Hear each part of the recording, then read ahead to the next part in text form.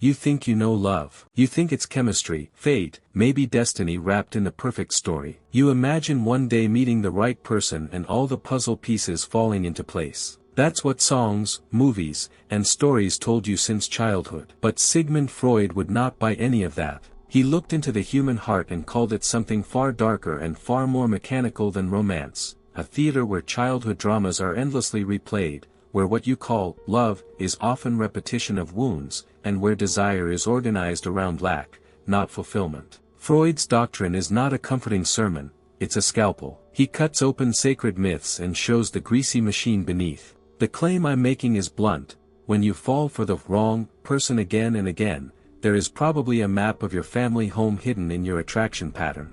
The person who wounds you is not a random villain. They are a living echo of a childhood script you never learned to rewrite. Before you reject this as cold or deterministic, hear me out. Freud didn't reduce people to fate, he argued that by seeing the mechanism you gain power. The unconscious repeats, the conscious can learn to notice and reroute. But first, we must understand the machine. Are you ready to watch the ghost of your past choose your partners for you? The unconscious machine. Freud's most powerful discovery was the unconscious mind. Beneath your conscious thoughts lies a hidden world of repressed desires, forgotten traumas, and unresolved conflicts. This unconscious is not logical, it is emotional, symbolic, repetitive. It doesn't care about your conscious goals, it drags you back into familiar patterns. Think about your first lessons in love. They didn't come from movies, but from your parents or caregivers. The way they held you, ignored you, punished you, rewarded you, that was your first definition of what love feels like. And Freud insisted that we spend the rest of our lives unconsciously replaying that definition. This is why you might constantly fall for emotionally unavailable people. Maybe one of your parents was distant or inconsistent. This is why you might crave partners who are unpredictable, because unpredictability was the rhythm of your childhood home. The unconscious does not seek happiness, it seeks recognition. So the people you call your type may actually be your trauma in disguise. Have you ever looked back at your exes and realized they all had something in common, not in looks, but in how they made you feel? That's not coincidence. That's your unconscious choosing for you. The Oedipus Shadow. One of Freud's most controversial ideas was the Oedipus complex. He believed that every child experiences an unconscious attraction toward the opposite-sex parent and rivalry with the same-sex parent. Boys long for the mother and fear or resent the father. Girls long for the father and compete with the mother. At first, this sounds absurd.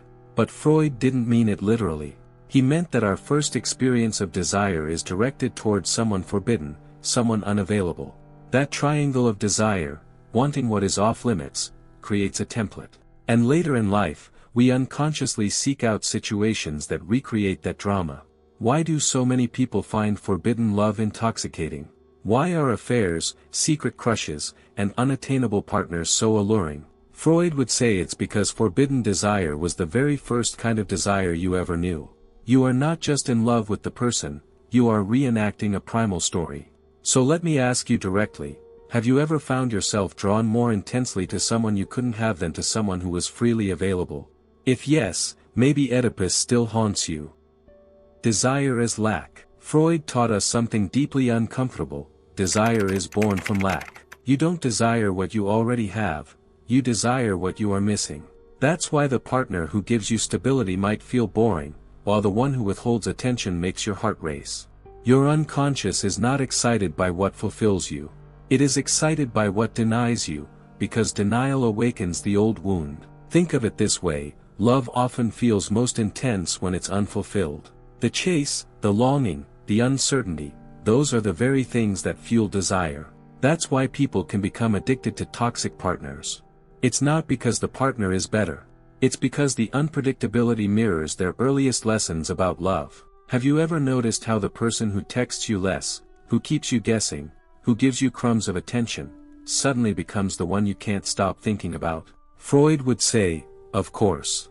Because your unconscious confuses longing with passion. Hysteria, repression, and female desire. Freud's work with women patients, like Dora and Anna O., revealed something society didn't want to hear, that women's desire is just as complex, dark and contradictory as men's. He observed that many of their symptoms came from repressed desires, forbidden fantasies, and ambivalence toward authority figures. He introduced the shocking idea that sometimes refusal, denial, or tension could intensify desire. That being told no could paradoxically make attraction stronger. From literature to modern experiments, this idea keeps showing up: desire grows when satisfaction is blocked. This doesn't mean women, or men, want pain. It means the unconscious can eroticize what is withheld. That's why the emotionally distant partner becomes irresistible. That's why many people mistake chaos for passion. So let me challenge you: are you truly seeking love, or are you addicted to the thrill of longing? Nice guys, bad boys, repetition loops. This brings us to one of the hardest truths: why do nice guys finish last, while bad boys win? The nice guy offers loyalty, stability, safety. But to the unconscious, that feels empty. The bad boy is unpredictable, sometimes cruel, often withholding, and that triggers the wound. He becomes magnetic because he recreates the original drama of wanting love from someone who didn't fully give it. Women are not alone in this. Men do it too. Many men chase women who are unavailable, who play hot and cold games, who keep them hooked but never fully commit. That's not bad luck, that's repetition compulsion. It's the unconscious dragging you back into a story you never resolved. So here's the question: do you actually want intimacy, or do you only know how to desire longing itself? Freud in the modern world. Imagine Freud alive today, looking at Tinder, Instagram, and OnlyFans. He would not be surprised. He would say, this is the unconscious, digitized. Tinder is not about finding love, it's about swiping through an endless sea of familiar wounds until one finally triggers recognition. Instagram isn't just about photos, it's about reenacting the cry for validation: notice me, approve of me, make me feel real. And platforms like OnlyFans aren't intimacy, they're a marketplace for forbidden fantasies. Technology has not changed desire. It has only amplified the same primal forces Freud uncovered a century ago.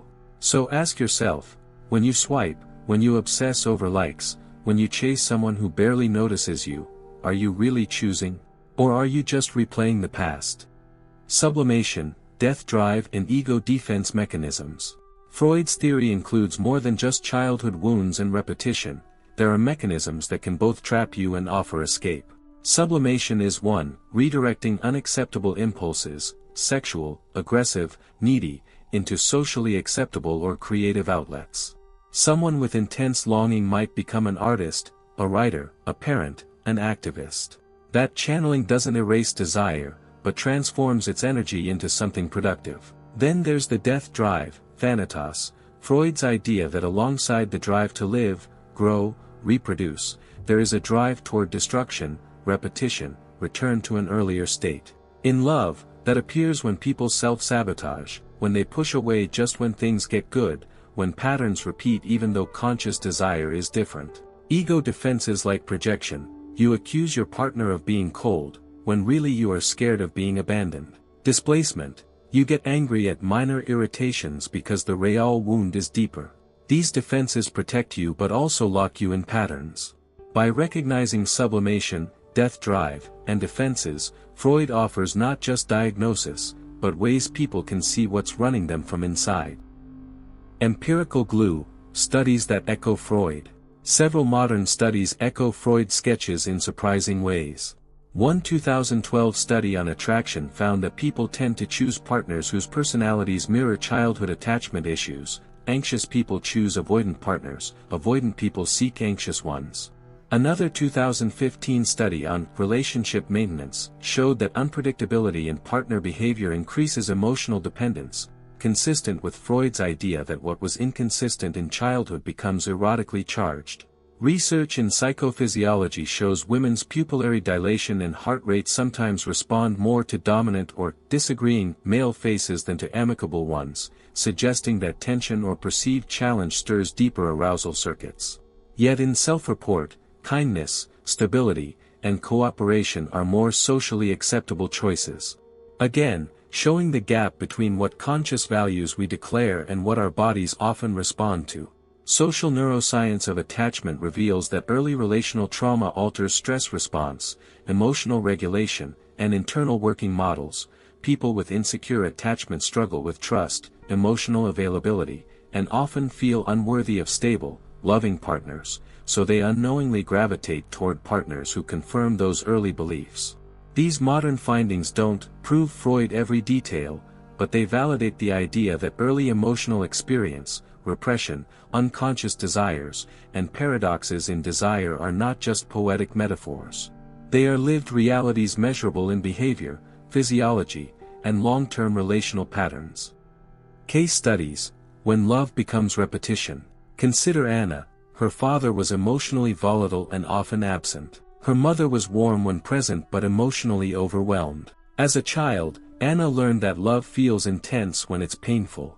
As an adult, Anna fell in love with partners who were unavailable or distant. She mistook unpredictability for passion. She clung to chaotic relationships, convinced that this time she could make it different, but ended up betrayed or broken. Consider Ben. His parents fought often, mother affectionate in cycles, father emotionally shut down. As a result, Ben learned to expect affection only after struggle, conflict, or apology. In his romantic life, he repeated this, drawn to conflict, to drama, because it promised emotional reward. When things got smooth, he felt dead inside. Consider Clara. She avoided vulnerability because early shame forced her to hide her wounds. She chose partners who demanded emotional openness but punished it later. Her unconscious contract was, if you knew me, you would hurt me. So she picked partners who confirmed it, unstable, unpredictable, with occasional bursts of kindness. Each of these cases shows Freud's repetition compulsion, his teaching that love is not free, but haunted. The loop is painful, but it can be broken with awareness, therapy, courage. Action steps for breaking the pattern. If you are tired of heartbreak, if you are tired of falling in love with wrong people, here are Freudian-informed strategies to change the script. Journal your love history, write out past relationships, note recurring themes, feelings, betrayals, what drew you, what repelled you. Notice patterns: was there neglect, unavailability? Did affection often follow conflict? Therapy, psychodynamic therapy, or depth psychotherapy, helps you map your unconscious patterns, trace back to childhood scenes, and see how you reenact. Couples therapy can help if two people share parallel wounds. Practice sublimation, channel emotional energy into art, work, athletics, meaningful projects. When longing rises, instead of texting, writing, acting compulsively, channel that energy outwards. Build tolerance for stability, make small commitments, accept when things are calm, resist chasing drama. Stability may feel boring at first, but it's fertile ground for healthy attachment. Boundary work, practice saying no, withholding without punishing, testing if people respect your boundaries. Strong boundaries help you differentiate between people who truly care and people who reproduce past patterns. Mindfulness and reflection, when you feel intense attraction, pause. Ask, is this person familiar? Do I recognize this wound? Am I excited by unpredictability or safety? Is this love or repetition? Final challenge and reflection. Freud's dark theory is not romantic. It doesn't promise soulmates or magical love. It suggests love is haunted by childhood, organized around absence, powered by unconscious desire. But there is freedom in this darkness. Recognizing the script gives you the chance to become the author. So here's your challenge: review your past loves. Map them. See the echoes of your parents, your early caregivers. Begin to notice when longing is pulling you toward wounds rather than nourishment. Ask yourself, am I loving this person or the memory they carry? Am I choosing this relationship because they excite me, or because my body remembers what was missing? Because perhaps you don't fall in love with wrong people by accident. Perhaps your unconscious has been rehearsing a script you never saw, performing parts you never read. But when you bring that script into light, you can change your performance. Do you want to stop repeating? Do you want a love that isn't haunted, a partnership that isn't just familiar agony? Then start now. Look inside. Face your shadows.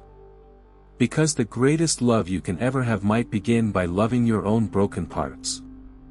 But before we close this dark journey into Freud's labyrinth, let's go even deeper.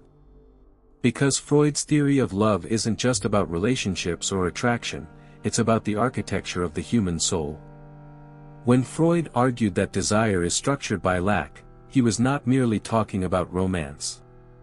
He was talking about life itself. To desire is to live in tension. To be human is to be haunted by what we can never fully have. Think about it. When you achieve something you wanted for years, whether it's a job, a car, or even the partner you dreamed of, how long does the satisfaction last? Days? Weeks? Months, maybe? Then a new hunger rises. Freud would say, of course. Desire is not about possession, it is about movement. It's not about what you get, it's about the chase, the gap, the absence.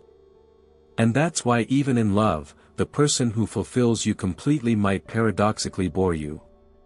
Because once the lack is gone, desire has no oxygen. Now, let's imagine for a moment that Freud is sitting here with us, looking at your relationships, your breakups, your midnight tears, and your irrational attractions. What would he say? He would probably smile with a mixture of sympathy and irony, and whisper, "You don't really want happiness. You want what is familiar. You want to return to the earliest wound, again and again, because it feels like home." And here comes the terrifying question, is it possible that you confuse love with home, even when home was painful? That what you call my type is nothing but your old wound, dressed in a new body. Take a moment. Think of the person who hurt you the most. The one who broke you, but whom you couldn't stop chasing. Now compare them to the emotional atmosphere of your childhood. Do you see any echoes?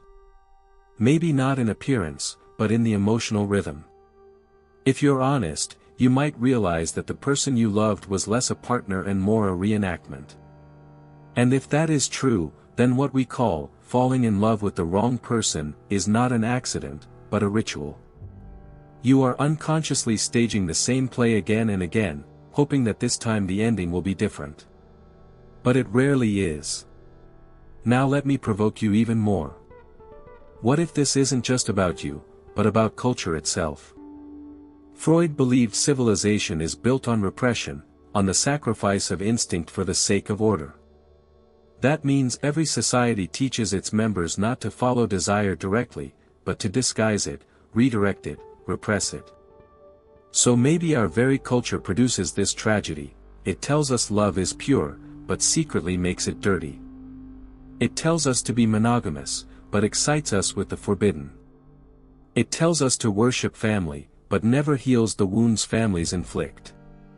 Isn't it strange that the same society that tells you, follow your heart, also bombards you with images of unattainable perfection, reminding you constantly of what you lack? Isn't it suspicious that every love song, every movie, every story is built not around stable intimacy, but around longing, tension, forbidden desire?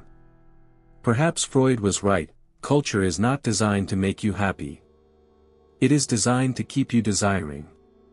And here's the cruel twist, if culture truly wanted us satisfied, industries built on heartbreak, on beauty standards, on endless swiping apps, on fantasy entertainment, would collapse overnight.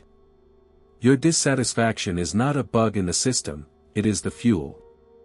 Freud would argue, your unconscious keeps you repeating, and society profits from your repetition.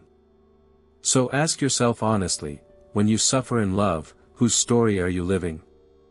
Your own. Or a story written long before you, by your parents, your culture, your unconscious? Now, some of you might be thinking, fine, but what do I do? Am I doomed to repeat forever? And here's where Freud is both dark and strangely liberating. He didn't believe you could erase the unconscious.